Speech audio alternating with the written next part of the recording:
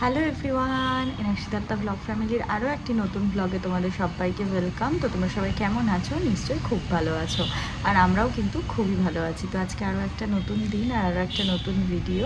তো সকালবেলা থেকে ভিডিওটা শুরু করছি, তো দেখতে থাকো সারাদিন ধরে কি করি। তো সকালে উঠে আমার কিন্তু দুটো পার্সেল চলে এসেছে, সেগুলো হচ্ছে মিশো থেকে। তো চলো পার্সেলগুলো আনবক্স করি।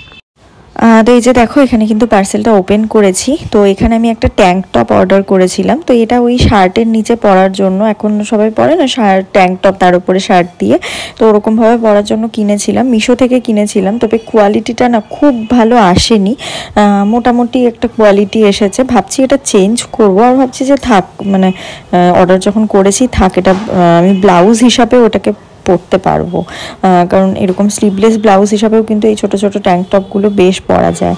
আর তার সাথে আমি একটা শাড়ি অর্ডার করেছিলাম মিশো থেকে। ফার্স্ট টাইম আমি একটা শাড়ি কিনলাম, এর আগে আমি কখনো মিশো থেকে শাড়ি কিনিনি। মানে সবাইকে দেখতাম কেনে, কেমন না কেমন হবে কোয়ালিটি, তো সেটাই বুঝতে পারতাম না। তো সেই জন্য মানে কোনোদিনও কেনা সাহস করে উঠতে পারিনি।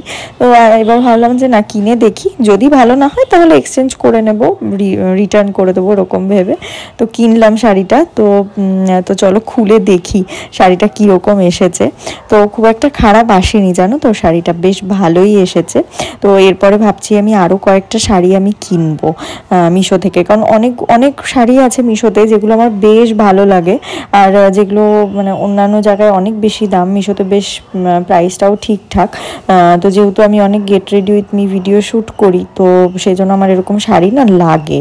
তো ভাবছি এরপরে কিনবো। তো চলো দেখো শাড়িটা বের করছি, আর তোমরা বুঝতেই পারছো শাড়িটা দেখে যে শাড়িটা কতটা সুন্দর। আর সত্যি কথা বলতে আমি একদম অনেস্ট রিভিউ দিচ্ছি তোমাদেরকে, শাড়িটা সত্যি ভীষণ ভালো। মানে যেরকম কাপড়ের কোয়ালিটি সেরকম শাড়িটার কোয়ালিটি খুবই ভালো, আর দেখতেও সুন্দর। শাড়িটা একদম লাল টুকটুকে, আর এইখানে একটা সরু একটা পাড় আছে, আর তার পাশে এই একটা লাভ টাইপের একটা ইয়ে করা আছে। এটা ওই আমার মনে হচ্ছে ওই যে তাস থাকে না, তাসের মধ্যে একটা ইয়ে থাকে যে, ওইটার মতো অনেকটা দেখতে, তাই না? আর এই শাড়িটা না অনেকগুলো কালার ছিল।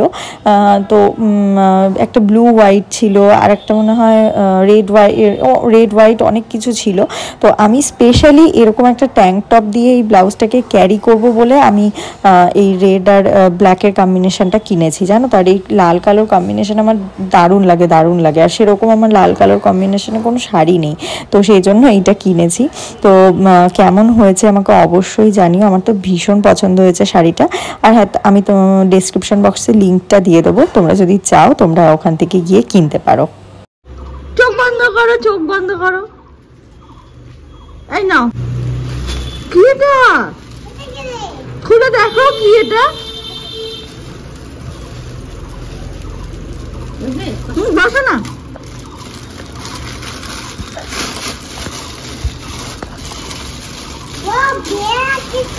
হ্যাঁ, মাও খুশি আছে আবার ব্যাগের মধ্যে।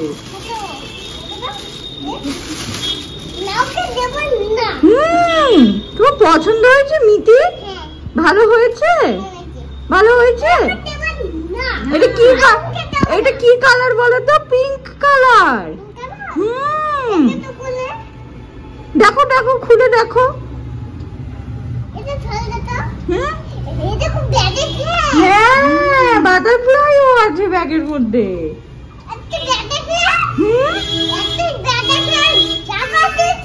তাই? কে? তাই নাকি? মিটির ব্যাগ কি সুন্দর। তোমার পছন্দ হয়েছে?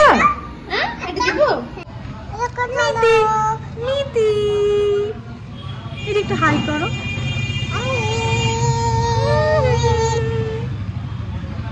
তোমার ব্যাগটা পছন্দ হয়েছে মিতি? ভালো হয়েছে? কেমন হয়েছে? আছে আছে আছে আছে আছে আছে।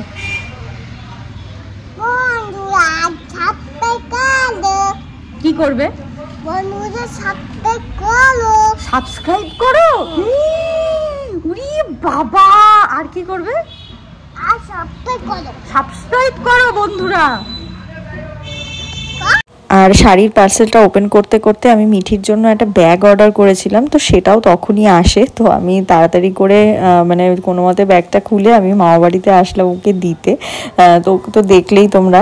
আর ও কি বলছে দেখেছো, সাবস্ক্রাইব করো, কমেন্ট করো। মানে ছোট্ট মেয়েটা কতটা বড় হয়ে গেল, সব শিখে যাচ্ছে আস্তে আস্তে। তো এই যে এখন বাড়িতে চলে আসলাম, তো এখন স্নান টান করবো। তো চলো, অনেকটা বেলা হয়েছে, প্রায় 2-2:30 মতো বাজে। তো এখন ওপরে গিয়ে স্নান টান করি, পরে তোমাদের সাথে আবার দেখা হচ্ছে। তো এই যে দেখো, স্নান টান করে বাড়িতে চড়ক এসেছে, তো এখন নিচে যাচ্ছি। তো এই যে আজকে ঠাকুর নিয়ে এসেছে।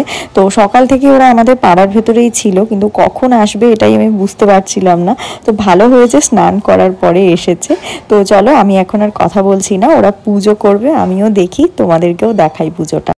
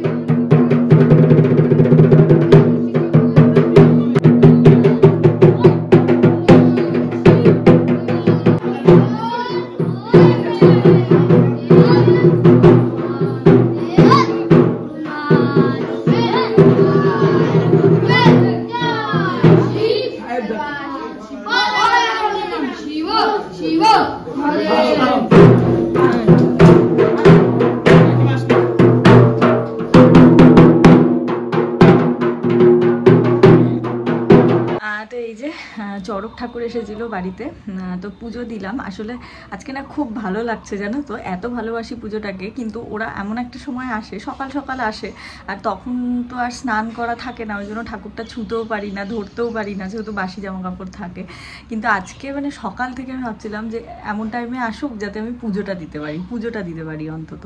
সত্যি জানো তো, মানে আমি মানে স্নান করে বেরিয়ে জাস্ট নিজের ঘরে পুজোটা দিয়ে উঠেছি, তখনই দেখছি ঢাক বেজে ঠাকুরটা আসলো। তো এই তো ঠাকুর নিয়ে এসেছিলো, আমরা সবাই পুজো দিলাম। আমার স্নান হয়ে গেছিলো, মায়ের স্নান হয়ে গেছিলো, মৌলিরও স্নান হয়ে গেছিলো। তো সবাই মিলে সুন্দর করে পুজো টুজো দিলাম।